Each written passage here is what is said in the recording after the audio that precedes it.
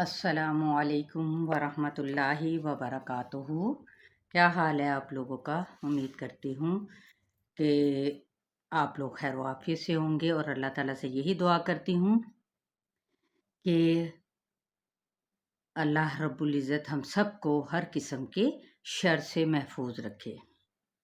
चलें दुआ के साथ आगाज़ करती हूँ। रब्बि इश्रह ली सदरी व यस्सिर ली अमरी वहलुल उक़दतम मिन लिसानी यफ़क़हू क़ौली।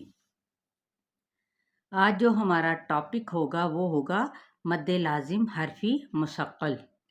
जैसा कि आप जानते हैं कि हमने मद्दे लाजिम की इक़साम का टॉपिक पढ़ा पीछे, और साथ ही साथ कुरान तजवीद कोर्स में इसकी मिसालों के साथ भी इसको समझ रहे हैं।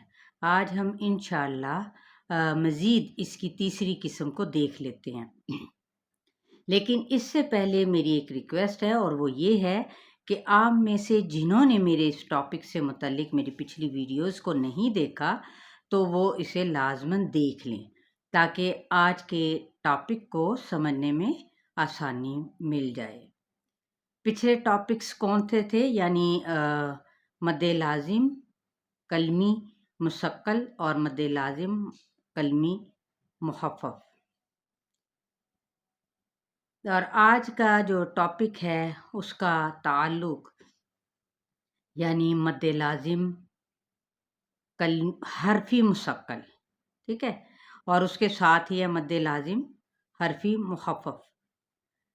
तो यहाँ पर ख़ुसूसन इनका जो ताल्लुक है इन दो मज़ामीन का, वो है हरूफ़ मुक़त्तआत के साथ, जो कि कुरान पाक के अंदर बहुत ही कम होते हैं, क्योंकि हरूफ़ मुक़त्तआत ही ऐसे हरूफ हैं जो आप लोग जानते हैं कि उनको अलग अलग ही पढ़ा जाता है। मिसाल के तौर पर कुरान पाक के अंदर अगर हम देखते हैं पहला पारा सूरह अल बकरा में, तो वहाँ पे है अलिफ लाम मीम, ठीक है। इनको देखिए, अलिफ लाम और मीम, ये अलग अलग पढ़े जाने वाले कलिमात है ना, ठीक है। तो इनको हरफी कहेंगे, क्योंकि कलमी मुखफ़्फ़फ़ और मुसक्कल में हम इसे एक ही कलमे के अंदर जोड़ कर अदा करते हैं। तो यहाँ पर मद्दे लाजिम हरफी मुसक्कल का कायदा यानी फ़र्क किस चीज़ का है? वो कलमी था, यानी एक ही कलमे के अंदर जो मिला के पढ़े जाते हैं, जबकि हरफी से मुराद उसका हम यहाँ पर कायदा देख लेते हैं कि हरफे मद्दा के बाद सुकूने असली तशदीद के साथ हो। क्या कायदा है इसका? हरफे मद्दा के बाद सुकूने असली तशदीद के साथ हो। किस चीज़ के अंदर? हरूफ के अंदर। तो उसे मद्दे लाजिम हरफी मुसक्कल कहेंगे, क्योंकि आप उसे खुद खोल कर देखें। जैसे अलिफ लाम मीम, तो अलिफ को अलग किया, लाम ये देखें अलिफ मद्दा के साथ, ठीक है। फिर आगे मीम यानी लाम, और मीम मीम, पहले हमने मीम साकिन किया, लाम मीम साकिन हो गया, अगला मुतहरिक मीम जेर या मी, फिर आगे मीम। तो ये क्या है? ये सारे हरूफ हमने खोल कर अलग अलग पढ़े।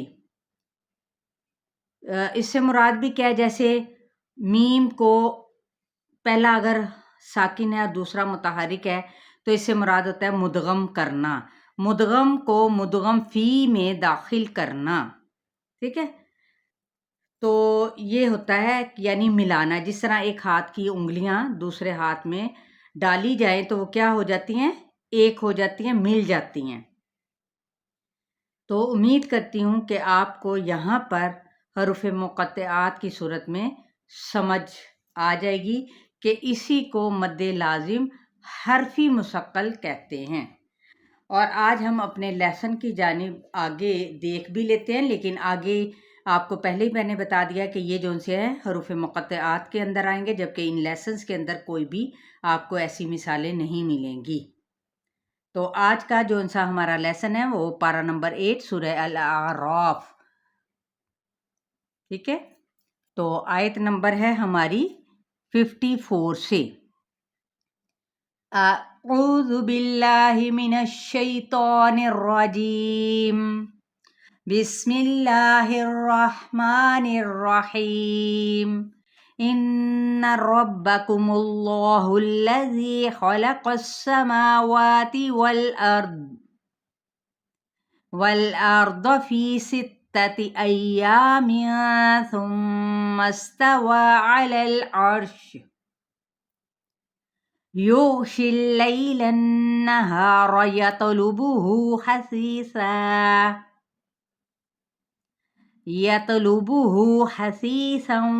والشمس والقمر والنجوم مسخرات بأمرہ الا لہ الخلق والامر تبارک اللہ رب العالمین ادعوا ربکم تضرعا وخفیہ انہ لا يحب المعتدین ولا تفسدوا فی الارض بعد اصلاحها وادعوه خوفا وطمعا ان رحمت اللہ قریب من المحسنین وهو الذی یرسل الرياح بشرا بین یدی رحمته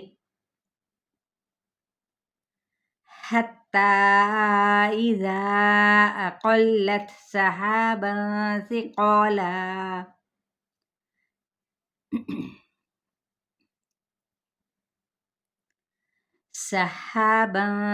ثقالا سقناه لبلد ميت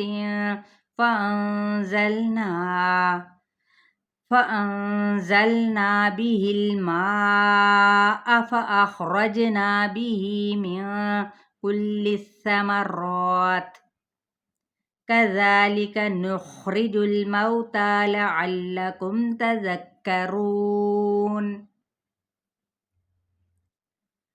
چلے ایک اور آیت پڑھ لیتے ہیں۔ والبلد الطیب یخرج نباته بإذن ربه والذی خبث لا یخرج الا نکدا کذالک نصرف الآیات لقوم یشکرون۔ چلے جی، یہاں تک آپ لوگوں کا لیسن ہے، آیت نمبر 54 سے لے کر 58 تک۔ آپ کہیں گے کہ لمبا ہو گیا، نہیں، کوئی لمبا نہیں، ماشاءاللہ سے آپ لوگوں نے الحمدللہ پیچھے جو لوگ نئے ہیں وہ یقیناً پیچھے سے جب اپنا لیسن سٹارٹ کر دیں گے تو ان کے بہت ہی فائدہ مند ہوگی تجوید سیکھنے میں، کیونکہ سارے قواعد کے ساتھ ساتھ اب جو ان سے ایڈوانس تجوید کے قواعد چل رہے ہیں الحمدللہ۔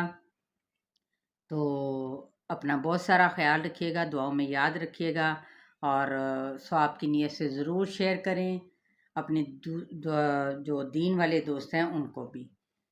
السلام علیکم ورحمۃ اللہ وبرکاتہ۔